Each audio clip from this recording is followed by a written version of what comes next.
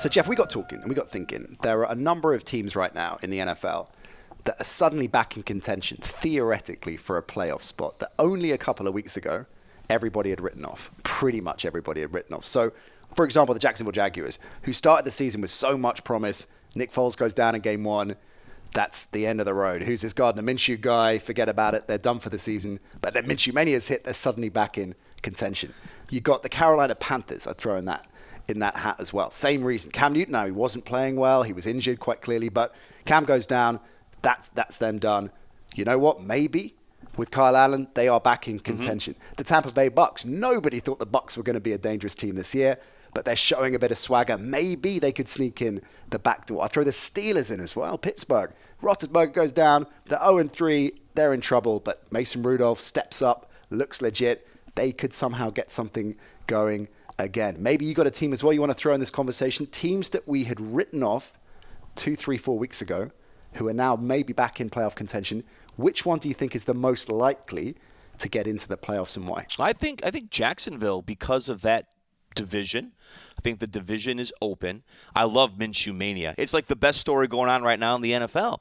And people forget, this was a team that was only one win away from a Super Bowl just a couple of seasons ago with that great defense. They've lost some from that defense, but Minshew, will they lose more? Do you think Ramsey will stay or go? I think Shad Khan has made it very clear he's not trading Jalen Ramsey. For any price? Well, everyone has a price. Right. But it sounds like teams have offered 2 first-round picks, and they're not budging. I think that's an interesting market because you really have to be careful. You can't lose star players. They have a kind of a hard time sometimes with attendance. I've been down there a bunch.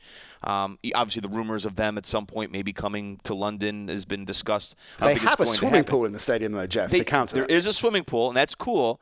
It's just they have to sometimes tarp off their upper deck. Yeah. But the point is, Jalen Ramsey plays a premium position cornerback. He's a really good player. He is a marketable type of guy. So you have to be very careful about getting rid of them. What I can't understand is how come Jalen Ramsey, Tom Coughlin, Doug Marrone just can't get in a room like this, sit down, and talk out their differences. All we hear is, well, respect has been lost on either side.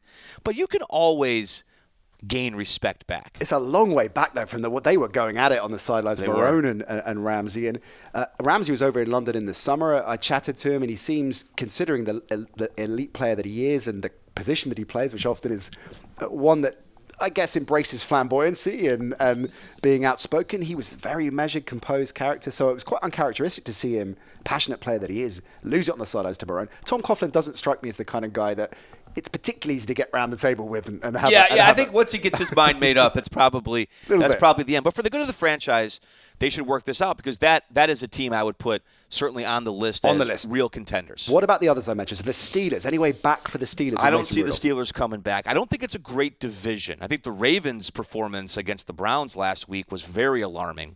I still think the Ravens-Browns will decide the AFC North. I think with Pittsburgh, they lost too much star power. You lose Le'Veon Bell. You lose Antonio Brown. Roethlisberger's hurt.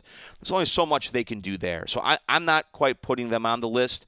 Carolina, that's a tough division because the Saints are always going to be formidable in the NFC South, and maybe the Buccaneers.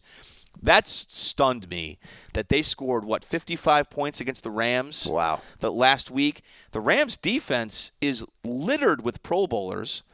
And the Buccaneers with Jameis Winston just torched them. But is this all down to Arians, do you think? I think Bruce Arians is a great coach. I really do. And I think you saw the drop-off when he left Arizona.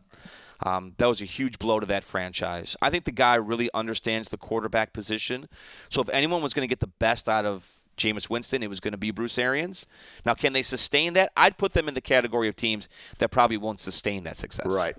Okay, what about the Titans? I want to throw them in the mix because they had a brilliant start to the season, of course, a real statement win, and suddenly everybody in the world that we live in getting carried away based on the sample size of one game said, oh, look, the Titans are legit this season, and then they revert to type, and they're kind of at around, they've been an 8, 9, and 7 level seemingly forever. Is this the Titans here? Can they go forward and emerge into the playoffs? I would say probably not. this does feel like an 7-9, 8-8, 9-7 type situation. They got to figure out long term what they're going to do at the quarterback spot. Because I think every franchise in the NFL feels the same way. Like, are they sold on the guy or are they not? Surely by this stage with Mariota, they're not, right? I would think they're not. But going about the business of replacing him, right, when you're always 8-8 or 9-7 or 7-9 is very difficult. I'll take it back just for a second to the Bears quickly. If for whatever reason the Bears decide that Trubisky's not their guy, what do you do? Where do you go, right? You got no first-round picks. Yeah. You're going to be probably a playoff team. The quarterbacks go in the top 3. So that's very tough for teams. Unless you get lucky like the Jags and discover a Minshew or like the Cowboys did with Dak Prescott. But that's few and far between that happens. Any other teams that I might have missed that you think we'd written off, nobody was taking seriously, that could sneak in the back door? You know what team surprised me? Last week at this time, we were saying the first place Detroit Lions. Mm-hmm. They were 2-0-1. And at one point, this was a great stat from our ESPN, our great ESPN stats and information people. You're a company man. Well, you have to be in this day and age. Going into week 4, every team in the NFC North was above 500. This was going into last week. The Bears, the Vikings, the Packers, and the Lions. That was the first time that had happened since the divisions were realigned in 2002. So that never happens. And the Lions were on top. So they have a good game at home against the Chiefs. That's a tough Kansas City team. The Lions are just that team you kind of want to forget about, but they might be coming back. I think it's a great shout, a really great shout. Patricia in particular, after his first season, everybody wrote off and said, look, it's a classic example of a Belichick disciple that is not made to be a head coach. He's not going to handle it. And even with his defensive prowess, that was getting knocked as well. And I think Patricia might have been underrated and written off too quickly as a head coach in association. That the Lions as well love that. The Detroit Lions sneaky pick as well. We shall see. One of those, I'm sure, there always is every year. One team comes through and emerges and nabs a playoff berth. Hope you enjoyed the Nat Coombs Show presented by Paddy Power Fantasy. There's plenty more where that came from. Just click subscribe to ESPN UK and you won't miss a trick.